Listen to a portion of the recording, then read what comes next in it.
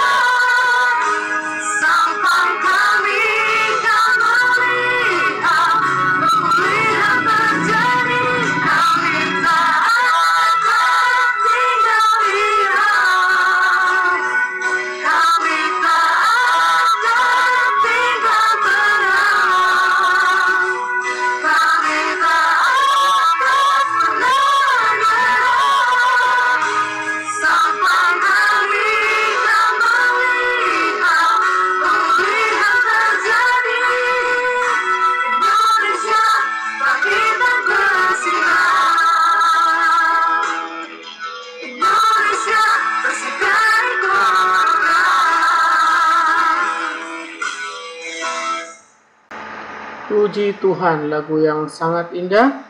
Baik, sebelum kita mulai, kita berdoa terlebih dahulu. Tundukkan kepalanya. Dalam nama Yesus, kami ucap syukur atas kebaikan Tuhan, buat hari yang indah Tuhan berikan dalam hidup kami. Saat ini kami akan belajar, walaupun jarak jauh, tapi kami percaya Tuhan hadir di tempat kami masing-masing. Dalam nama Yesus, kami berdoa dan ucap syukur. Amin. Baik, kita lanjut pelajaran kita, yaitu pertama, kita tahu alam ciptakan manusia supaya dapat bersekutu dengannya. Ya, Tuhan menciptakan manusia supaya dapat bersekutu dengan Allah. Di dalam ibadah, manusia bermacam-macam niat untuk datang ke gereja atau beribadah. Ya, ada macam-macam. Ada yang pertama, ada yang sungguh-sungguh dan ada yang tidak sungguh-sungguh, ya.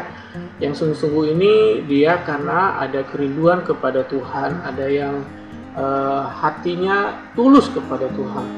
Sedangkan ada yang tidak sungguh-sungguh ini ada karena terpaksa datang ke gereja, ada karena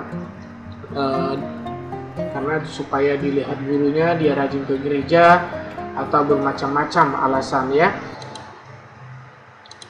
Baik, sebelum kita lanjut pelajaran kita selanjutnya, coba di like dulu videonya, terus di subscribe dan di share kepada teman-temannya ya, supaya teman-teman yang lain dapat belajar bersama-sama pelajaran ini ya. dan dibunyikan loncengnya ya. Ibadah yang dilakukan oleh Kain dan Habel ya.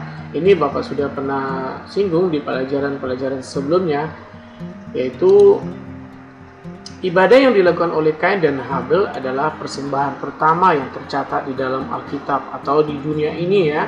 Persembahan yang diberikan kepada Tuhan oleh manusia ya. Itu dicatat di dalam Alkitab bahwa yang dilakukan oleh Kain dan Habel itu adalah persembahan yang pertama sekali dilakukan di dunia ini. Kain mempersembahkan sebagian dari hasil tanah ya, pertanian yang dia kerjakan ya. Kain mempersembahkan sebagian dari yang dia miliki dari hasil tanah, yaitu hasil pertanian yang dia miliki. Ini ditebelin sebagian ya. Sedangkan Habel mempersembahkan yang terbaik dan fokus untuk menyenangkan hati Tuhan, yaitu hasil ternak atau buruannya berupa kambing ataupun domba. Jadi ada perbedaan di sini. Ini Kain mempersembahkan sebagian, sedangkan Habel mempersembahkan untuk menyenangkan hati Tuhan. Ya, Tuhan tidak menerima persembahan Kain. Ya, Tuhan tidak menerima persembahan Kain, sedangkan Allah menerima persembahan Habel. Kenapa? Karena Allah menerima persembahan yang didasarkan dari hati yang tulus memberi ya. Jadi kalau manusia datang ke gereja membawa persembahan dengan sungguh-sungguh, atau dia memberikan persembahan dengan di dalam hatinya, oh ini memperkaya hamba-hamba Tuhan atau memperkaya ke gereja, itu Tuhan tidak menerimanya. Tapi ketika kita memberi dengan tulus hati kepada Tuhan, apa yang kita kasih itu benar-benar untuk kemuliaan nama Tuhan, Tuhan berkenan menerimanya ya. Perhatikan gambar berikut ini. Inilah gambar ilustrasi ya, persembahan Kain dan Habel. Di sini ini adalah Habel, sini Kain. Habel mempersembahkan dengan tulus hati ya, bahwa dia ingin menyenangkan hati Tuhan dari hati yang paling dalam. Sedangkan Kain dia mempersembahkan sebagian. Itu yang Bapak bilang tadi, dia merasa ini untuk kesenangan Tuhan aja nih. Nah itu mungkin perasaannya gitu, sehingga Tuhan tidak menerima persembahannya itu. Waktu itu kalau persembahan diterima, kita bisa lihat asapnya itu naik membumbung ke langit. Sedangkan Kain itu asapnya tidak membumbung ke langit tapi menyebar ya. Perhatikan di sini. Di sini Habel mempersembahkan dengan tulus hati. Di sini Kain sudah sakit hati melihat karena persembahan Habel diterima. Nah, di sini sebenarnya kalau Kain ketika persembahannya tidak diterima, dia harus koreksi diri. Kenapa persembahan Habel diterima, persembahan saya tidak? Ya berarti ada yang tidak beres dengan saya. Harusnya begitu kira-kira. Tapi di sini Kain mengambil sikap dia cemburu atau iri terhadap Habel. Itulah kesalahan yang terbesar yang dilakukan oleh Kain ya. Kita lanjut pelajaran kita. Ibadah pada zaman Yesaya. Pada zaman Yesaya mengingatkan umat Israel tentang ibadah mereka yang tidak sungguh-sungguh karena dilakukan hanya seremonial. Seremonial itu ibadah yang dilakukan hanya memuaskan daging supaya dilihat orang mereka rajin beribadah atau mengikuti apa yang tercatat, ikuti aturan-aturan seperti ini ya. Umat Israel tidak peduli terhadap sesama seperti terhadap janda, yatim piatu, orang cacat, orang buta dan macam-macam. Yesaya mengingatkan umat Israel untuk beribadah memperhatikan orang-orang yang ada di sekitar mereka ya, bukan hanya supaya dilihat orang rajin beribadah, rajin melakukan apa yang tercatat di dalam Taurat. Padahal Yesaya mengingatkan mereka untuk memperhatikan sekitar mereka orang-orang ya berkekurangan ya, orang-orang yang sakit, itu yang perlu diperhatikan ya. Nah kita lanjut. Yesus dan bait Allah. Apa yang terjadi dengan Yesus dan bait Allah? Pada saat Yesus datang ke bait Allah di Yerusalem, ya, Yesus datang ke Yerusalem karena di situ adalah bait Allah. Yesus marah. Kenapa marah? Karena Yesus melihat di bait Allah itu tempat terjadinya perdagangan atau penukaran uang dan hewan untuk kurban persembahan. Kalau kita baca di dalam Markus 11 ayat 5 sampai dengan 19, nanti anak-anak baca ya. Yang di dalamnya mungkin melibatkan pengelola bait Allah. Ya, jadi di dalam bait Allah itu biasanya orang Israel datang membawa persembahan berupa korban. Nah, tetapi di dalam pelataran itu orang-orang Israel atau umat Allah melakukan perdagangan di sana. Jadi orang fokus di dalam persembahan-persembahan penukaran-penukaran, bukan lagi dengan fokus bagaimana persembahan itu berkenan atau tidak di hadapan Tuhan. Di sana bahkan terlibat orang-orang yang bekerja di bait Allah atau imam-imam ya. Ini seperti ini lihat Yesus marah mengusir semuanya. Bahkan di sini ada gambarnya imam-imam ya. Mereka melakukan penukaran-penukaran uang, perdagangan hewan di bait Allah. Harusnya itu terjadi di luar, tidak ada kaitannya dengan bait Allah. Contohnya kalau dilakukan di dalam gereja, pas sedang ada ibadah, di situ ada perdagangan, dagang ini dan ini macam-macam, dan tidak fokus lagi beribadah. Nah, mungkin petugas-tugas imam-imam ini hanya fokus bagaimana menukarkan uang, bagaimana dagang